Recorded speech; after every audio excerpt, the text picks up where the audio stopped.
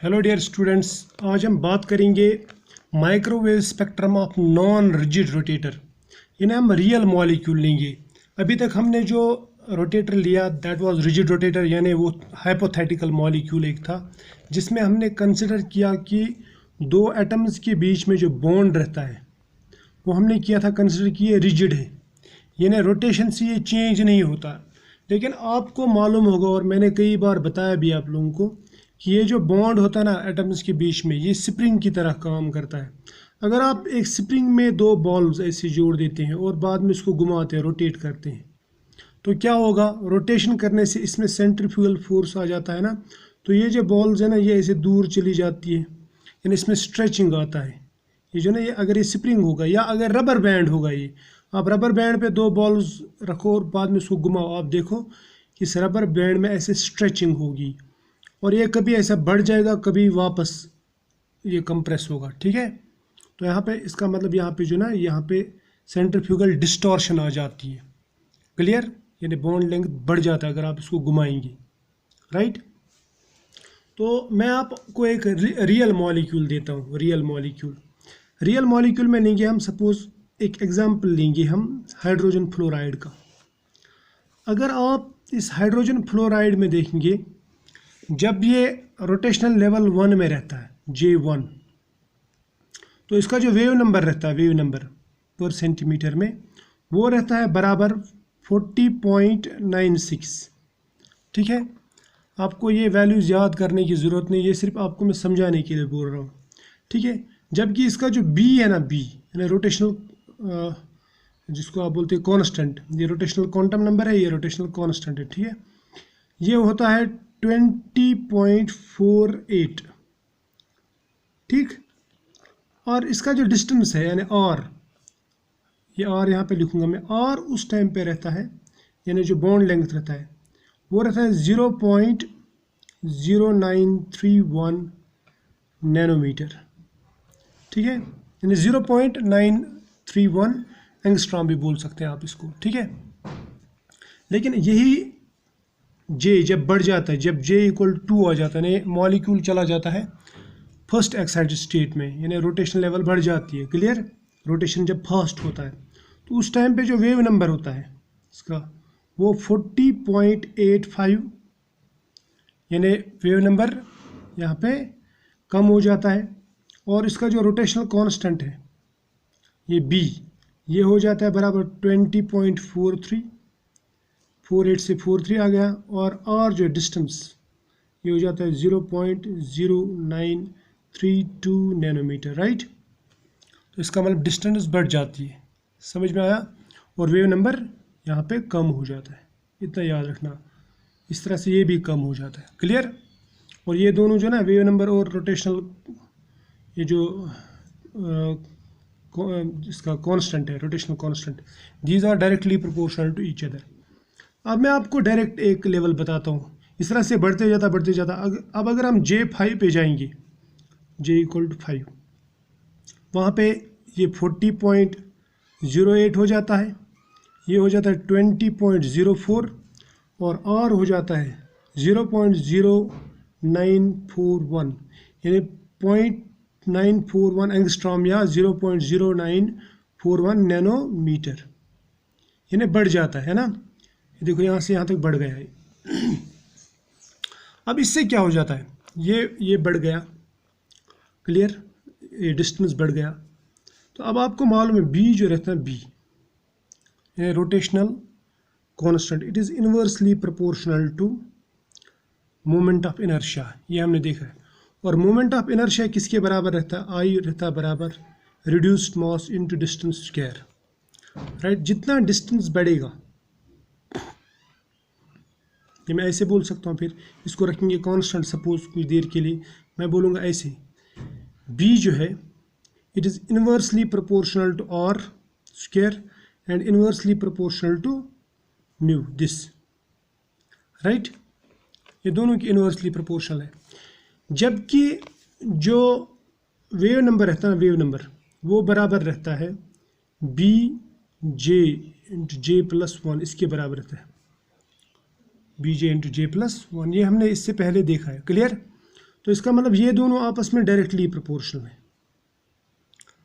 इससे इसका मतलब क्या होता है? इसका मतलब जब डिस्टेंस बढ़ेगा रोटेशनल कांस्टेंट कम होगा और वेव नंबर भी कम होगा। और डिस्टेंस कब बढ़ेगा, यानी बॉन्ड लेंथ कब बढ़ेगी? जब मॉलिक्यूल रोटेट करता है और इसमें सेंट्रीफ्यूगल फोर्स जनरेट होता है और यहाँ पे ये इस बॉन्ड में स्ट्रेचिंग आ जाती है। क्लियर? इसका मतलब रियल मॉलिक्यूल्स पे हम आइडियल जो इक्वेशन है वो अप्लाई नहीं कर सकते, उसमें हमें कुछ मॉडिफिकेशन लानी पड़ेगी। वो मॉडिफिकेशन हम यहाँ पे देखेंगे। किस पे? नॉन रिजिड रोटेटर पे। तो मैं यहाँ पे लिखूँगा नॉन रिजिड रोटेटर, या मैं बोलूँगा रियल मॉलिक्यूल। रियल मॉलिक्यूल पे देखेंगे हम कैसा होगा। ठीक है, तो ये हम डिस्कस करेंगे। और ये डिस्कस करने से पहले मैं आपको और एक बात याद दिलाना चाहूँगा कि ये जो ना ये वाले ये रोटेशनल कांस्टेंट वगैरह ये हम कैलकुलेट कर सकते हैं माइक्रोवेव स्पेक्ट्रोस्कोपी में। इसका मतलब हम बॉन्ड लेंथ जो ना वो निकाल सकते हैं, यानी माइक्रोवेव स्पेक्ट्रोस्कोपी से हम बॉन्ड लेंथ BL जो है वो निकाल सकते हैं। किससे? माइक्रोवेव स्पेक्ट्रोस्कोपी से। चलो अब हम आते हैं नॉन रिजिड रोटेटर यानी रियल मॉलिक्यूल पे। देखो, अगर मैं वेव नंबर लिखूं, wave number, rotational wave number, ठीक है, इससे हम एनर्जी निकाल सकते हैं, क्योंकि वेव नंबर बराबर रहता है एनर्जी डिवाइड बाई hc, ये हम सबको मालूम है। तो wave number of real rigid rotator अगर हम देखेंगे वो हम लिखते हैं BJ × J+1। यहाँ तक क्लियर है? लेकिन जब हम ये रियल मॉलिक्यूल पे अप्लाई करेंगे तो इसमें कुछ करेक्शंस करनी पड़ेंगी। ठीक है, तो वो करेक्शंस क्या है वो मैं बताता हूँ। देखो, करेक्शंस कैसे करते हैं रियल मॉलिक्यूल के लिए। रियल मॉलिक्यूल, इसमें हम माइनस करते हैं J² into J+1 whole square, ठीक है, पर सेंटीमीटर। ये जो टर्म मैंने यहाँ पे लिखी ना, ये करेक्शन टर्म है इसमें, राइट। अब ये B क्या है? B आपको मालूम है, B इज रोटेशनल कांस्टेंट, ठीक, और B का वैल्यू कितना रहता है ये आपको मालूम है। B equal to h/8 π² IC, इसके बराबर रहता है। ठीक है, IC के बराबर रहता है, इतना मालूम है आपको। और ये D क्या है? D ये हो गया B। अब हम D देखेंगे। D जो है ये रोटेशनल कांस्टेंट मैंने आपको बताया, ये डिस्टॉर्शन कांस्टेंट है, डिस्टॉर्शन कांस्टेंट। क्लियर? इसको बोलूँगा centrifugal distortion constant, centrifugal distortion constant, right. और ये किसके बराबर रहता है? ये D, ये बराबर रहता है h³ डिवाइड बाय 32 π⁴, ठीक, π² के बदले में π⁴, ठीक। यहाँ पे I², एक मिनट रुको, और स्क्वायर KC। अब मैं यहाँ पे बताऊँगा आपको। देखो, ये D जो है, D is centrifugal distortion constant. B क्या है? B is rotational constant, right. H Planck's constant, यहाँ पे भी, यहाँ पे भी। पाई तो पाई है, इसका वैल्यू आपको मालूम है। I क्या है? Moment of inertia. और ये जो C है, it is velocity of light. C velocity of light, C velocity of light. यहाँ पे भी I है, moment of inertia. R is radius, यानी डिस्टेंस बिटवीन टू एटम्स, ठीक। और K जो है ना, K, इसको हम बोलते हैं फोर्स कांस्टेंट, फोर्स कांस्टेंट। और ये मल्टीप्लिसिटी ऑफ बॉन्ड पे डिपेंड करता है, यानी अगर सिंगल बॉन्ड होगा तो फोर्स कांस्टेंट कम होगा, डबल बॉन्ड होगा तो फोर्स कांस्टेंट ज़्यादा होगा, और ट्रिपल बॉन्ड होगा तो फोर्स कांस्टेंट उससे ज़्यादा। और जितना फोर्स कांस्टेंट ज़्यादा होगा, यानी जितना मल्टीप्लिसिटी ज़्यादा होगा, उतना डिस्टॉर्शन कम होगा। That is why these are inversely proportional. इसका मतलब ये होता है कि अगर हम सिंगल बॉन्ड लेंगे उसमें डिस्टॉर्शन के चांसेस ज़्यादा है, डबल बॉन्ड में स्ट्रेचिंग यानी डिस्टॉर्शन के चांसेस उससे कम है, और ट्रिपल बॉन्ड रहे तो वो ज़्यादा रिजिड रहता, तो उसमें ज़्यादा डिस्टॉर्शन नहीं आता। इतना क्लियर है? चलो अब हम ये दूसरे पेज पे लिखेंगे, ठीक है। अब हम इस इक्वेशन को अगर लिखेंगे, जो मैंने अभी आपको इक्वेशन बताया ना, म्यू बार किसके बराबर रहता है? बी जे इंटू जे प्लस वन लिखा था हमने, माइनस लिखा है डी जे स्क्वायर इंटू जे प्लस वन का होल स्क्वायर। बहुत आसान है ये, ठीक। और पर सेंटीमीटर, इनके वैल्यूज़ अगर आप देंगे बी के और जे के, तो ये इक्वेशन क्या बनेगी? एक मिनट रुको, हाँ ये धुंधला दिखता है, एक मिनट, यहाँ पे अब साफ आएगा आपको नज़र। इस इक्वेशन को अगर मैं एलोबरेट करूँ या इसको मैं पूरा ओपन करके लिखूँ तो क्या बनेगा? b के बदले में लिखो h by 8 pi square I C, h by 8 pi square I C J into J plus one, right. Minus लिखना है, इसके बदले में क्या लिखेंगे हम? h क्यूब, ठीक, sorry h cube divide by लिखेंगे 32 पाई रेज पावर 4, ठीक।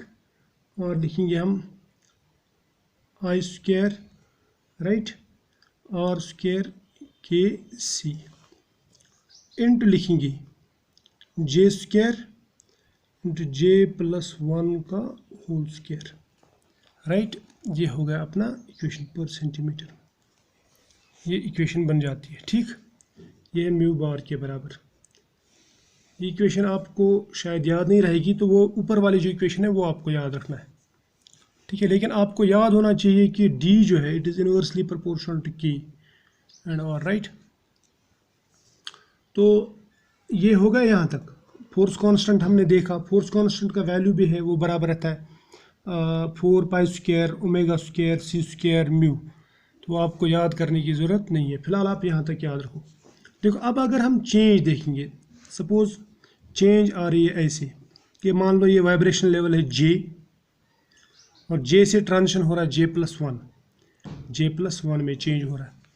अब अगर हम चेंज लिखेंगे, हम चेंज लिखेंगे इस लेवल से इस लेवल, यानी यहाँ से यहाँ तक जो चेंज आती है ना, that is called delta mu bar, यानी म्यू बार से म्यू बार प्राइम तक जो चेंज आती है वो हम देखेंगे कितना होगा, ठीक है। उससे हमें सिग्नल पता चलेगी किस तरह की सिग्नल आएगी। इतना क्लियर है? अब देखो म्यू बार हम लिखेंगे, अगर हम डेल्टा म्यू बार, हमें लिखना है ये हायर लेवल मतलब यहाँ पे पहले लेवल में जे के बराबर रहता है, लेकिन दूसरी लेवल में जे जो है ना वो बराबर रहेगा जे प्लस वन के। समझ में आया ना? दूसरी लेवल जो है जे प्लस वन, यानी जहाँ पे हम जे लिखते हैं वहाँ पे लिखेंगे हम जे प्लस वन, इसके लिए। क्लियर? तो मैं लिखूँगा जो चेंज आएगा that is higher minus lower, ठीक है। हमारे पास में जो इक्वेशन है वो इक्वेशन लिख के रखता हूँ मैं यहाँ पे, म्यू बार वाली इक्वेशन, वो बराबर है जे इंटू जे प्लस वन, ये आपको याद होना चाहिए, minus d j square, right, into जे प्लस वन का होल स्क्वायर पर सेंटीमीटर। यहाँ तक क्लियर है ना? शाबाश। अगर ये क्लियर है तो ये इजीली बन जाता है, ये आपको समझ में आ जाएगा। अब आप इसको लिखो, ये बराबर है mu bar prime minus mu bar prime में हम जे के बदले में लिखेंगे जे प्लस वन, वो बराबर आएगा बी इंटू जे प्लस वन, राइट। इसको मैं लिखूँगा ऐसे क्योंकि ये पूरे इसको मल्टीप्लाई, फिर ऐसे लिखेंगे अंदर ब्रैकेट में जे प्लस वन, लेकिन जे के बदले में क्या लिखना है? जे प्लस वन, तो मैं लिखूँगा जे प्लस वन हो गया जे प्लस टू, राइट, माइनस फिर है डी, राइट। इसको लिखेंगे हम अलग यहाँ पे ब्रैकेट में, सॉरी इसको ऐसे रहने दो अभी, माइनस है डी, फिर यहाँ पे जे स्क्वायर है ना, तो लेकिन ये अपर वाला लिखना है पहले। मैं लिखूँगा यहाँ पे जे प्लस वन का स्क्वायर, राइट, फिर यहाँ पे जे प्लस वन जे प्लस टू का होल स्क्वायर है ना, राइट। तो ये आएगा, एक मिनट रुको, ये आएगा इंटू J+2 का होल स्क्वायर। ये हो गया अपर लेवल का, ठीक है। हम यहाँ पे ब्रैकेट क्लोज कर देंगे, माइनस कर देंगे इसका लोअर लेवल। लोअर लेवल तो यही बनेगा, वो आएगा बराबर minus BJ into J+1 minus DJ square into J+1 का होल स्क्वायर, ठीक। Upper level minus lower level, और ये पर सेंटीमीटर में जाएगा, ठीक है। ये निकल गया अपना डेल्टा म्यू बार, राइट। अब आप इसको जब सॉल्व करोगे ना, देखो ये तो माइनस हो जाएगा, दिस माइनस दिस, राइट। लेकिन इसका देखो यहाँ पे ऑलरेडी माइनस साइन है ना, ये माइनस, मैं बताऊंगा आपको, ये माइनस यहाँ पे है, यहाँ पे माइनस इंटू माइनस ये हो जाएगा प्लस, राइट। अब आप इसको जब सॉल्व करेंगे ना पूरा, मैं आपको डायरेक्ट बताता हूँ, इसका जो आंसर आएगा वो आएगा बराबर आपको यानी डेल्टा म्यू बार, आप खुद भी कर सकते हैं, बहुत आसान है। वो बराबर आएगा 2B J+1 right minus 4D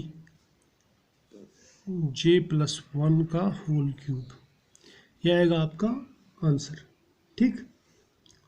या आप इसको ऐसे भी लिख सकते हैं, यहाँ पे 2 कॉमन निकालो तो यहाँ पे रह जाएगा BJ+1 माइनस 2D J+1 का होल क्यूब, ऐसा भी कर सकते हैं। या आप ऐसा 2J+1 को कॉमन निकालो, जिसे यहाँ पे निकालेंगे, मैं निकालूंगा ऐसे 2J+1 को निकाल दिया कॉमन, सॉरी J+1 को निकाल दिया कॉमन, तो अंदर क्या रहेगा, अंदर रहेगा B माइनस राइट 2D, यहाँ पे रहेगा इंटू J+1 स्क्वायर, ये पर सेंटीमीटर, ये आ गया डेल्टा म्यू बार आपका, clear.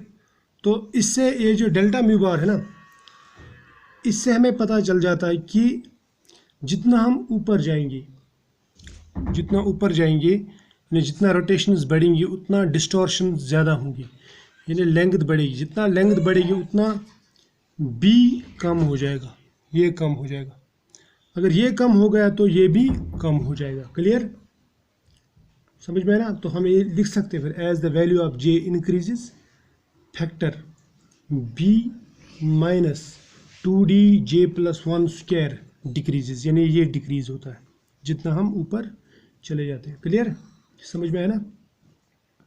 Hence delta mu bar decreases with increase in J, ये आपको मालूम है क्योंकि जितना ऊपर जाएंगे, जितना रोटेशंस